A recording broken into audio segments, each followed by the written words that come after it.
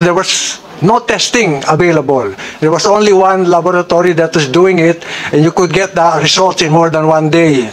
So it was a seller's market, if I remember right. So the price was quite high. How about Madam Chair. Secretary Duque? Sorry, Madam Chair, a quick interjection lang. Pasensya na po, General Morales, who's a very good friend of mine. In a pandemic, there's no seller's market because the government takes over. And Secretary Duque here and Secretary Herbosa is fully aware, even with MERS-CoV, even with SARS, the global community controls the prices. So kung isa lang yung laboratory, the more that PhilHealth should have been prudent not to waste money.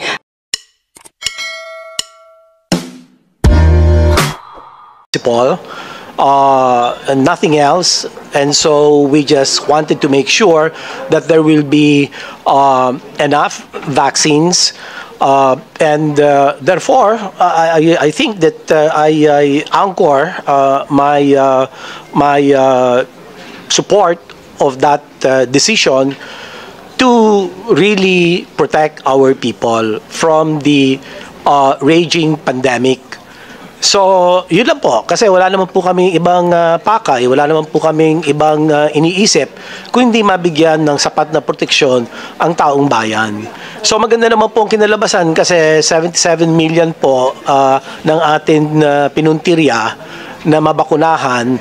By the end of 2022, more than 100% ang ating vaccination coverage with about 160 more or less million doses utilized, Your Honor. And the law, which I would like to thank Congress, you passed the National Vaccination Act of 2021 or 11525, RA 11525. And this really made a lot of difference in terms of building a wall of immunity for our people. And that is why we have tremendously, significantly reduced deaths because of our vaccination, national vaccination program, and providing protection to initially our healthcare workers who we prioritize at a time when there was limited supply of vaccines. Yun lang po, Madam Chairperson. Honorable Garin? Yeah, so basically, Madam Chair, I'm waiting for the documents on who decided on this loan. So, Secretary, you're saying that the 129,295,530,000 pesos was all used to procure vaccines? Or maybe DOH can shed light on this. Secretary Bossa, please. Thank you, Madam Chair. Based on records, only 71 billion was used for was allocated for vaccine. Is that in pesos or dollars? In pesos. And of the 71 billion, we only appropriated, we obligated only 68 billion. Yun yung binayad natin. Pero yung taxes kasi. Oo. Correct. So yun facility, ma'am. Let's focus on the total amount. Wag yun, kasi kasama pa rin yun eh. Those are the taxes and everything. So you go back to 71, not to 68. Ma'am, the way I understood it was this was a loan facility, like a credit line by ADB and World Bank during the time of the pandemic emergency. So in other words, the 129.295 billion in pesos was not consummated? Kasi in fact there were some were used for other things like test Precisely. kits That's and what. PPEs. Yeah, that is what we were requesting last hearing. Okay, can you give us a breakdown? Saan ginamit or magkano ang nagamit out of the $2,210,180,000? Magkano ang ginamit at saan ginamit? That was a request last hearing, Madam Chair. Madam Chair, we will provide the committee. Let me just interject quickly. SecDad, in the last hearing, there was another loan mentioned. a 45.3 billion peso loan, of which a bulk was returned. So can you confirm that? So in addition to the 71 billion, there was another loan, 45.3. Yeah, this was actually returned last November. So tama po. approved So the you return confirm of that? this. Yes. The entire amount. No, So but, hindi lang po kasi ang sabi po nung huling hearing, may 2 billion po na ginamit of that 45.3 billion. So can you kindly confirm? Kasi dito kay Dr. Aleli, sinabi niya, merong 100% canceled. So ano po ba talaga? Yeah, tama kayo, Madam Chair. 2,314 billion, 214 pesos was not utilized. Was It utilized was or? allotted, but it was not. Only 314,000 was actually utilized. So dun sa hindi na four- tayo bumili, So kinancel dun sa na natin. 45.3 billion, 45.3, yes. 43 yung kinancel Correct. Correct. pesos. 43 billion, 43 million, 367,853. Yung canceled. Sinoli natin. Pesos. Pesos. Correct. Madam Chair, pasensya, nawala ako doon, no? So, out of the, let's go, pesos tayo, sected, no? Pesos. Out of the approximately 129.295 billion pesos na inutang, ang hindi nagamit ay 43 billion. Tama? Tama. Yun ang returned. Yes, ma'am. Ano yun? Returned Yes, ba Madam yun or Chair. canceled? Returned. Bali Returned, napunta sa inyo yung pera, binalik nyo or hindi na tinanggap yung pera? Returned, ma'am, last So November. pumasok yung pera. Kailan siya pumasok? Pumasok siya when? Prior. No? It never 2022.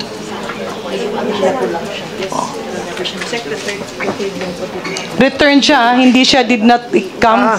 Okay, according to Bureau of International Health Cooperation, the third loan was not included in our budget.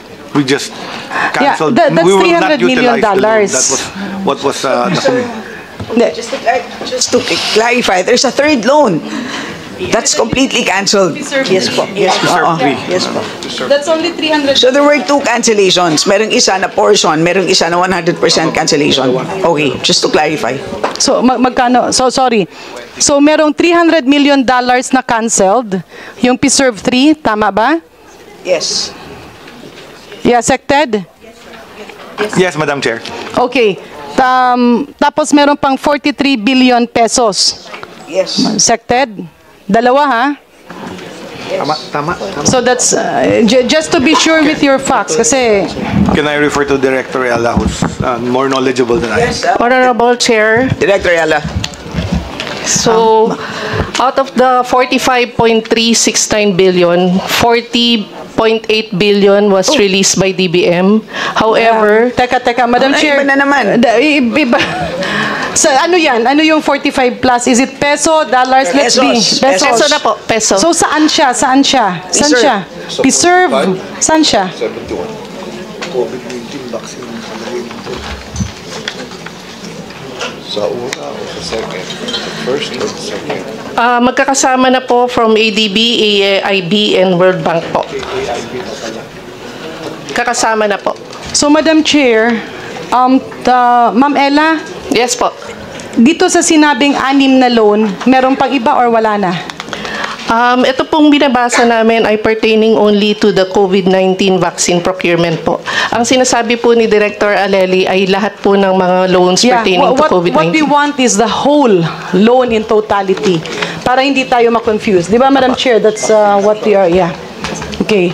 So para hindi tayo ma-confuse, tama yung 6, wala nang dagdag na loan yon. So, Madam Chair, may we ask Dr. Grace at Dr. Aleli Sudiakal again. Out of the $2.21 billion, which translates to 129.295 billion pesos, magkano ang hindi pumasok, magkano ang pumasok at binalik? Ang hindi po, Madam Congressman Garin, ang hindi po talaga pumasok sa atin is the third HEAL projects. That's a HEAL 2 as additional financing worth $500 million. Plus 300 ng preserve.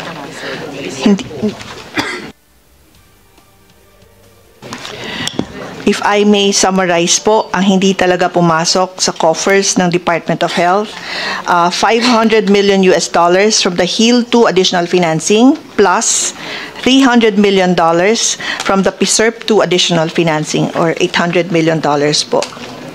How much is that in pesos, the equivalent in pesos? Yung HEAL 3 at PSERP 3. 500 tsaka 300.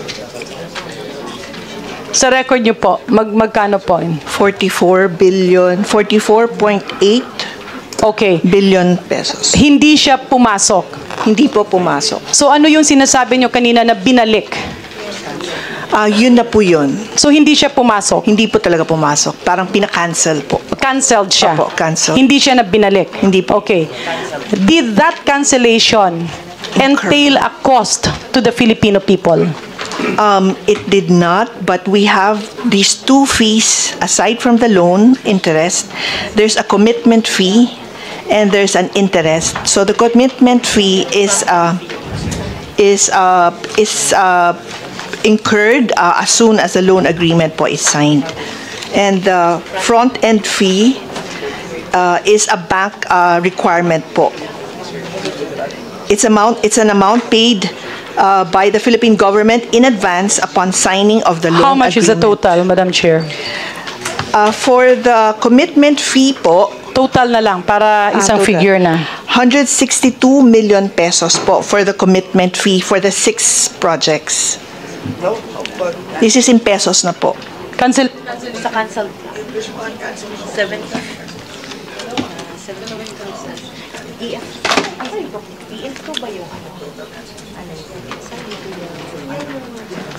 So how much is the total cancellation fee? It's not really called cancellation fee po, but commitment fee. So there is really no term as a cancellation fee. Okay. The commitment fee is 160 million pesos. Tama? Yes, Congressman. Okay. Ano pa yung ibang mga binayaran dahil hindi natuloy yung dalawang utang na ito? Yun lang po. But we also pay the front-end fee. So this front-end fee, as I mentioned, are bank requirements po. Idadagdag ko po ito. I will do the sum, but for the PSERP parent loan, $250. For the PSERP additional financing, or the second one, is $1,250,000. For the third PSERP is $750,000. Mamaleli, total na lang para Yes, mas ma'am. mabilis tayo. Yes, ma'am. Sorry po. We just want to align because in the last hearing and for the information of Yes. Secretary Herbosa, we were informed by DOH that there was a payment, but we call that a wastage of approximately 2 billion pesos dahil hindi natuloy ang loan. And I believe the chairman can confirm this. Yes, I confirm that. There was a mention of a 2 billion peso penalty fees. Chair, my apologies. I said 2 million, but actually that was shooting from the hip. I did not have the exact data, so I apologize. Oh, we all heard billion. Oh, you meant 2 million? 2 million po. But that was inaccurate because I didn't have the data at the time, so my apologies to It was 2 this billion, body. Madam Chair, because that was what was mentioned. Oh. So kung babaguhin yan, Okay, it was very clear in our records and even in my notes. So we reviewed it again before this hearing. I heard you say 2 billion. That's why nagulat kaming lahat. But nonetheless, they're now under oath.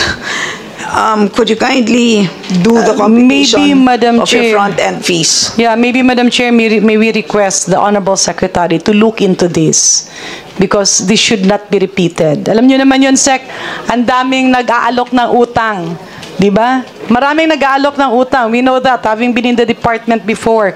But we always refuse those loans. And I believe even Secretary Guevara was fully aware gaano kahigpit ng gobyerno umutang. Kasi maraming nagpapautang.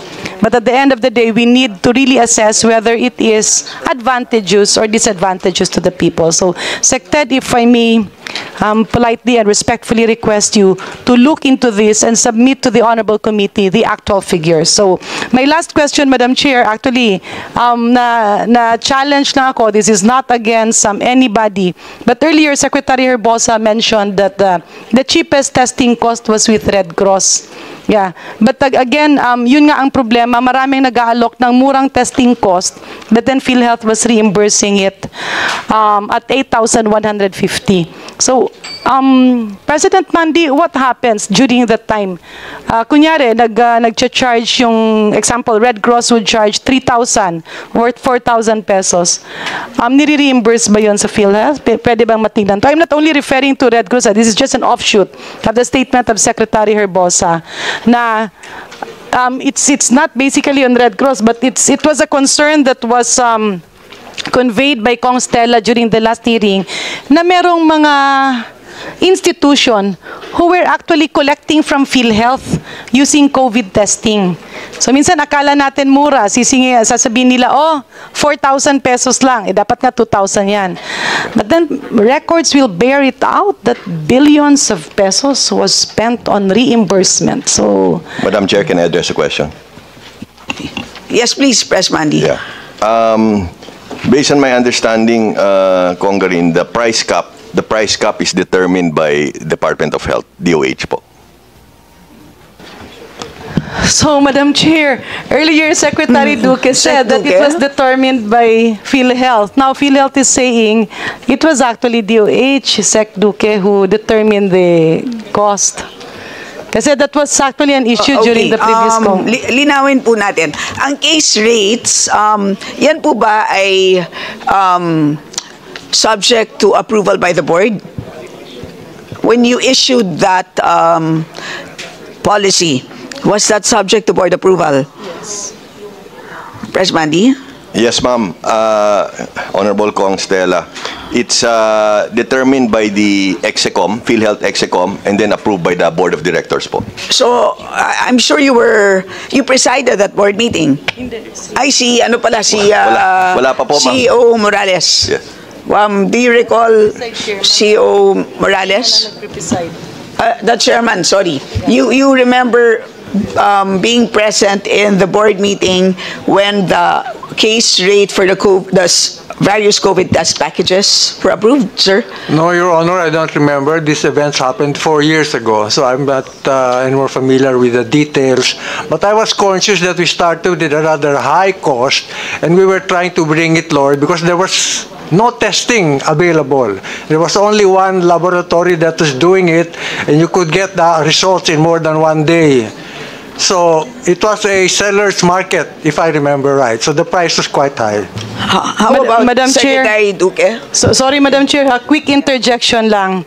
Pasensya na po, General Morales, who's a very good friend of mine. In a pandemic, there's no seller's market because the government takes over. And Secretary Duque here and Secretary Herbosa is fully aware, even with MERS-CoV, even with SARS, the global community controls the prices. So kung isa lang yung laboratory, the more that PhilHealth should have been prudent not to waste money.